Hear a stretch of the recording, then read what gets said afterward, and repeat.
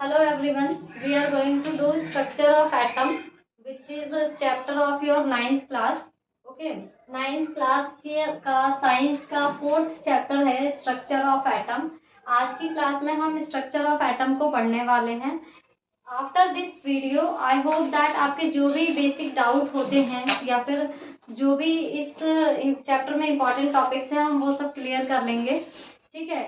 और आपको पता है जैसे कि मैं अपनी जो वीडियोस बनाती हूँ इसमें आपको बहुत लॉन्ग वीडियोस नहीं बना के देती हूँ, क्योंकि आप वन रिवीजन में मतलब एक ही वीडियो को बहुत देर तक देखने से अच्छा है कि आप एक वीडियो को बार बार देख लो और रिवाइज भी हो जाए और लर्न भी हो जाए. ठीक है. तो अभी जो हमारा चैप्टर हम इसके बारे में पढ़ेंगे. एटम वर्ड आपने पहले कभी सुना हो या ना सुना हो. ठीक है. इस चैप्टर के बाद आपको एटम से रिलेटेड जो भी क्वेरीज होंगे वो सब आ जाएंगे. तो फर्स्ट ऑफ ऑल हमने ये वर्ड तो बहुत बार सुना होगा, मैटर. ठीक है. तो इस चैप्टर में आपको ये पता चलता है कि जैसे कि हर चीज का एक बेसिक यूनिट होता है, एक फंडामेंटल यूनिट होता है जिससे मिलकर वो चीज बनी होती है, कोई भी चीज. तो ऐसे ही साइंस में मैटर जो होता है, मैटर का भी एक फंडामेंटल यूनिट होता है. वो क्या होता है आपको पता है? मैटर किससे मिलकर बने होते हैं? मॉलिक्यूल से मिलकर बने होते हैं. ठीक है. आप लास्ट अपनी क्लासेस में पढ़ चुके हो नाइन्थ से पहले कि मॉलिक्यूल से मिलकर मैटर बने होते हैं या पार्टिकल से मैटर बने होते हैं. ठीक है. लेकिन ये मॉलिक्यूल्स किससे मिलकर बने होते हैं? यही मॉलिक्यूल्स मिलकर बने हैं एटम से. ठीक है. कोई भी मैटर मॉलिक्यूल्स का बना होता है और वो मॉलिक्यूल किससे बनकर बना है? एटम का. तो इनडायरेक्टली या डायरेक्टली आपका जो बिल्डिंग ब्लॉक है या फिर फंडामेंटल यूनिट होगा वो क्या होगा? एटम होगा. अभी के लिए आप एटम नाम को रट लो, क्योंकि आगे हम पता करेंगे कि किस चीज को एटम कहा जाता है. ठीक है. सो इस चैप्टर में सबसे पहले तो हम अभी डिस्कवरीज को जानेंगे. ठीक है. कि एटम का डिस्कवरी कैसे हुआ, किसने किया, क्यों किया और किन किन लोगों ने किया. तो right now atom and molecules are fundamental building block of matter. ये तो समझ में आ गया मैंने क्या बोला था अभी. मैटर जो है वो किससे मिलकर बने होते हैं? मॉलिक्यूल से मिलकर बने होते हैं. और वो मॉलिक्यूल्स किससे मिलकर बने होते हैं? एटम से मिलकर बने होते हैं. तो यहाँ से आप ऐसे जाओ, फिर ऐसे जाओ या फिर ऐसे आओ. आप जब एटम को सो फर्स्ट ऑफ ऑल हम कुछ हिस्ट्रीज को पढ़ेंगे. हिस्ट्री में हम क्या पढ़ेंगे? हम देखेंगे कि किस किसने एटम की थ्योरी दी है, किस किसने एटम के बारे में क्या क्या बोला है. ठीक है. तो फर्स्ट पर्सन डेमोक्रेटियस, इन्होंने क्या कहा था? इन्होंने कहा था कि भाई एक नाम ले लो आप मेरे से. इन्होंने बोला कि मैं एक नाम देता हूँ एटम. ठीक है. केमिस्ट्री में एक नाम दिया इन्होंने, एटम वर्ड दिया 500 बीसी में. कब? 500 बीसी में इन्होंने एटम को वर्ड को हमें मतलब दिया था. इन्होंने कॉइन किया था इस नेम को कि let's take the atom word as a uncut meaning. जो फर्दर अनकट हो उसको एटम बोला इन्होंने.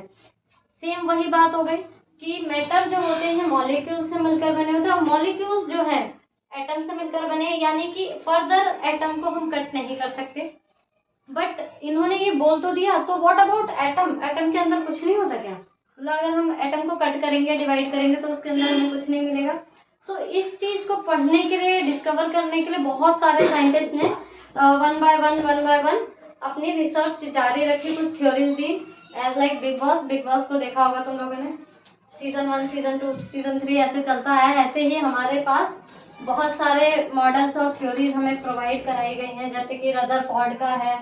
ठीक है. जे थॉमसन का है, जॉन डॉल्टन का है, नील्स बोर का है. बैक टू बैक हमारे पास बहुत सारी एक्सपेरिमेंटल थ्योरीज हैं, एक्सपेरिमेंट्स हैं और भी बहुत सारी. इस पे आपको ड्रॉबैक्स, कमियां, सारी चीजें आपको पढ़ने को इस चैप्टर में मिल जाएंगी. ठीक है. सो फर्स्ट ऑफ ऑल अभी हम कुछ साइन और कुछ लाइक डेट्स को हम याद करेंगे. पहले जॉन डॉल्टन जो है वो एक साइंटिस्ट हैं और इन्होंने क्या किया था? 1805 यानी 1805 में एक डिस्कवरी की थी. एटॉमिक थ्योरी दी थी इन्होंने. क्या दिया था? एटम की एक थ्योरी दी थी जिसमें इन्होंने एटम के बारे में कुछ डिटेल्स बताई थी। Same after some time J Thomson, इन्होंने क्या किया था भाई, जे थॉमसन ने 1897 में इलेक्ट्रॉन का डिस्कवरी किया था। किसका? इलेक्ट्रॉन का डिस्कवरी। अभी सिर्फ ये नाम देख लो और डेट देख लो कि किसने कब क्या डिस्कवरी किया था। अभी जब हम इस चैप्टर को कंटिन्यू करेंगे, डिटेल में जब पढ़ेंगे, तो हम इसकी डिटेल्स को भी पढ़ेंगे कि इलेक्ट्रॉन होते क्या है बेसिकली। ठीक है। रदरफोर्ड तो बहुत ही ज्यादा एक्सप्लेन करा है इन्होंने, अभी आपके 9th क्लास के लेवल पे बहुत ज्यादा एक्सप्लेन थ्योरी दिया है इन्होंने। ठीक है। 909 में इन्होंने एक गोल्ड फॉइल एक्सपेरिमेंट किया था। क्या प्रूव करने के लिए? एटम की थ्योरी को प्रूव करने के लिए, या एटम की स्टेबिलिटी को प्रूव करने के लिए, एटम के स्ट्रक्चर को प्रूव करने के लिए। ठीक है। एटम का स्ट्रक्चर, स्टेबिलिटी, ठीक है, ये सब प्रूव करने के लिए इन्होंने क्या किया था, गोल्ड फॉइल पे एक एक्सपेरिमेंट किया था। और काफी ज्यादा बड़ा एक्सपेरिमेंट था इनका, बहुत ज्यादा सेटअप वगैरह लगाए थे इन्होंने, वो सब भी हम डिस्कस करेंगे। नेक्स्ट है हमारे नील्स बोर। नील्स बोर ने भी क्या करा था भाई, एटॉमिक थ्योरी दी थी। 1912 में इन्होंने एक एटॉमिक थ्योरी दी थी, जिसमें इन्होंने इलेक्ट्रॉन का कन्फिगरेशन,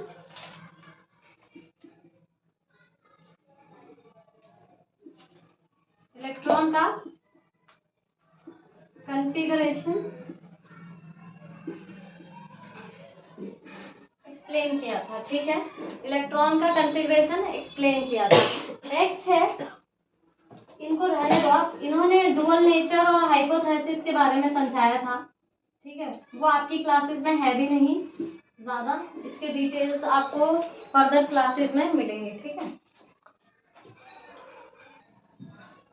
और नेक्स्ट है हमारे, एक रह गया यहाँ पे पॉइंट, एक है हमारे Chadwick sir, he is also scientist, और इन्होंने किसकी खोज करी थी, he find out the neutron. ठीक है। इन्होंने न्यूट्रॉन की खोज करी थी 1924 में। ठीक है। So we are going with the Dalton's atomic theory. हम डॉल्टन की सबसे फर्स्ट एटॉमिक थ्योरी पढ़ेंगे। फर्स्ट टाइम जो पढ़ रहे हैं, सबसे पहले डॉल्टन्स की एटॉमिक थ्योरी पढ़ेंगे। इन्होंने क्या बताया है, matter consist of individual atoms. Individual atom से मिलकर बना होता है। ठीक है। कोई भी मैटर जब बनेगा तो वो एक ही प्रकार का, मतलब जो भी एलिमेंट आपके सामने नजर आता है, जैसे हाइड्रोजन है तो हाइड्रोजन में केवल और केवल हाइड्रोजन वाले ही एलिमेंट होंगे। सिल्वर है तो सिल्वर में केवल और केवल सिल्वर वाले ही एटम्स प्रेजेंट होंगे। ठीक है। all the next point is all the atom of given element have identical properties including masses। यानी कि क्या मतलब है इसका, अगर कोई एलिमेंट आप देख रहे हैं, ठीक है, उस एलिमेंट में जो भी एटम है प्रेजेंट, वो आइडेंटिकली अपने ही एटम से रिलेट करेगा, वो उसमें किसी और का प्रॉपर्टीज नहीं होंगे। अब ऐसा क्या कह रही हूँ मैं, क्यों कह रही हूँ, देखो यहाँ पर हमने एक एग्जांपल दिया हाइड्रोजन का, H2O का। ठीक है। H2O में क्या हुआ, आपका जो हाइड्रोजन है और ऑक्सीजन है, ये हाइड्रोजन एटम, ये ऑक्सीजन एटम, कार्बन डाइऑक्साइड लिया, यहाँ पर कार्बन के एटम और ऑक्सीजन के एटम।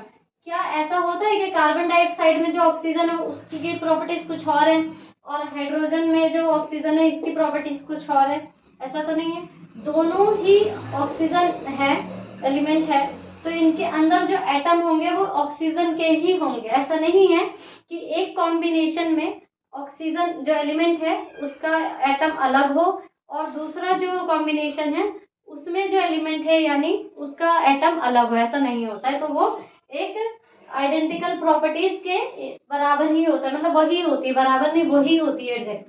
और इनका मास विच इज वेरी इंपॉर्टेंट, जब आप कोई कॉम्बिनेशन करते हो तो उनके मासेस नहीं चेंज होते। फॉर एन एग्जाम्पल, आपने प्रीवियस क्लास में पढ़ा होगा या फर्स्ट चैप्टर में पढ़ा होगा आपने केमिकल रिएक्शन के बारे में, कि आप जब रिएक्टेंट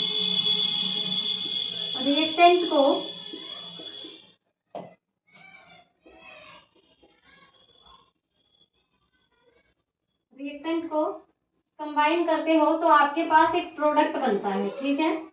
प्रोडक्ट बनता है। अब क्या ऐसा हो सकता है कि इस रिएक्टेंट की प्रॉपर्टीज बिल्कुल भी ना आए इसमें, या इसकी प्रॉपर्टीज ना आए बिल्कुल भी इसमें? पहली चीज तो इनके अंदर जो भी प्रॉपर्टीज होंगी वो आपको प्रोडक्ट में देखने को मिलेगी, ठीक है। और दूसरी बात ये कि इनका जो मास होता है वो भी आपको प्रोडक्ट में देखने को मिलेगा। 2 kg plus 2 kg will always be 4 kg। ऐसा नहीं होगा कि आपका 2 kg और 2 kg 3 kg का प्रोडक्ट बना दे, ऐसा कभी नहीं होता। यानी कि क्या है, मास भी इनका हमेशा सेम रहता है। Third point is compound are formed when atom of different element combined in fixed ratio. Basically इसे कंपाउंड का क्वेश्चन भी कह लो या फिर डॉल्टन थ्योरी का एक पॉइंट भी कह लो। कंपाउंड कब बनते हैं भाई? कंपाउंड किसे कहते हैं? जब हम एटम्स को, डिफरेंट डिफरेंट एलिमेंट के एटम को मिक्स करते हैं, कंबाइन करते हैं, उसे फिक्स्ड रेशियो में। हाइड्रोजन बनाने के लिए हमें 2 हाइड्रोजन क्यों चाहिए होता है? क्योंकि एक फिक्स्ड रेशियो है, ठीक है। तो जब भी हम फिक्स रेशियो में किसी डिफरेंट डिफरेंट काइंड के एलिमेंट्स को कंबाइन करेंगे तो वी विल गेट कंपाउंड, ठीक है। और ये कांस्टेंट प्रोपोर्शन ही कहलाता है, ठीक। तो डाल्टन्स एटॉमिक थ्योरी से हमें ये कुछ चीजें तो पता चल गई थी। फर्स्ट हमें क्या पता चला था? Law of conservation of mass, यानी कि मास नाइदर बी क्रिएटेड और नॉर बी डिस्ट्रॉयड। आप ना ही तो मास को घटा सकते हो ना ही बढ़ा सकते हो। अगर आपने रिएक्टेंट 1 kg यूज किया है तो your product will always be 2 kg।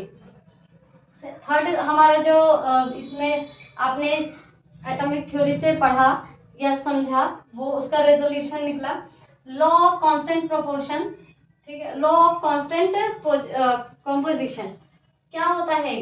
ये है ये फिक्स रेशियो वाला, ठीक है, कि इसका जो रेशियो होता है फिक्स रहता है। Second is multiple proportion, law of multiple proportion, ये भी आपको इसी लॉ के थ्रू कंफर्म हो जाता है, ठीक है। ये तो रही वो चीजें जो जिस पॉइंट पे को इन्होंने क्लियर कर दिया अपने एलिमेंट एटम के उससे।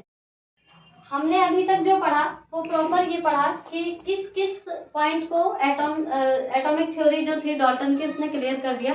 बट क्या चीज ऐसी रही कि दूसरी एटॉमिक थ्योरीज भी हमें पढ़ने को मिलती हैं। ये इनका जो एटॉमिक थ्योरी है वो क्या नहीं एक्सप्लेन कर पाया, इसे आप ड्रॉबैक्स भी कह सकते हो या लिमिटेशन भी कह सकते हो। डाल्टन की एटॉमिक थ्योरी की जो लिमिटेशन थी वो थी failed to explain the sub atomic particle that were discovered in 20th century. इनके डाल्टन के एटॉमिक थ्योरी से पहले भी कुछ थ्योरीज आई थी जिन्होंने सब एटॉमिक पार्टिकल्स की बारे में बताया था, यानी एटम के अंदर भी कुछ पार्टिकल्स होते हैं उनके बारे में बताया था। बट इन्होंने अपनी पूरी थ्योरी में कहीं भी सब एटॉमिक पार्टिकल्स का जिक्र नहीं किया है, ओके। सो इन्होंने ये एक्सप्लेन नहीं किया, ये इनकी एटॉमिक थ्योरी का ड्रॉबैक है यानी कमी है, ठीक है। And next work that fail to explain the result of many experiments and most important, बहुत सारे एक्सपेरिमेंट पहले हो चुके थे, उनके एक्सपेरिमेंट के जो रिजल्ट आए थे, जो रिजल्ट उनका सामने आया था विच वर एस्टेब्लिश्ड, उनको ये एक्सप्लेन नहीं कर पाए थे, ठीक है। तो ये इनके एटॉमिक थ्योरी की ड्रॉबैक्स थे, ये इनके एटॉमिक थ्योरी की आपको वो थे रिजल्ट थे।